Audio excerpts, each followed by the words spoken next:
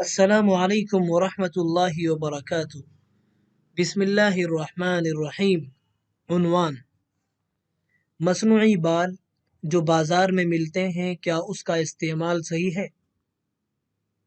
سوال: حضرت، میں جاننا چاہتا ہوں کہ کیا ہیئر ٹرانسپلانٹ یعنی جسمانی اعضاء کو ایک جگہ سے دوسری جگہ اکھاڑ کر یا کاٹ کر سرجری کر کے لگانا کے ذریعے بال لگانا صحیح ہے، یا مصنوعی بال جو بازار میں ملتے ہیں اس کا استعمال صحیح ہے؟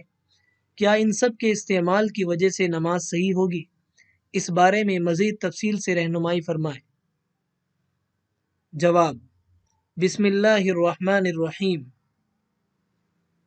اگر ضرورت ہو اور جسم کے کسی حصے کے بال اسی شخص کے جسم کے دوسرے حصے میں لگا دیے جائیں تو اس کی گنجائش ہے۔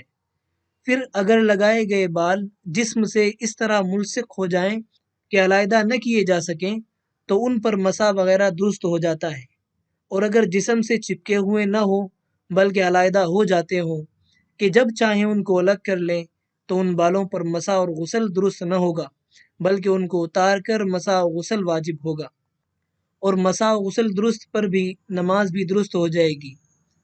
اگر وہ بال دوسرے شخص کے یا خنزیر کے ہوں تو ان کو لگوانا یا لگانا جائز نہیں ہے، اور بازار میں مصنوعی بال اگر انسان اور خنزیر کے علاوہ کے ہوں تو ان کو لگانے اور لگوانے کی گنجائش ہوگی۔ وضو، غسل اور نماز کا مسئلہ اس صورت میں بھی وہی ہے کہ جو اوپر لکھ دیا گیا ہے۔ واللہ تعالی عالم۔ دارالفتاء، دارالعلوم دیوبند۔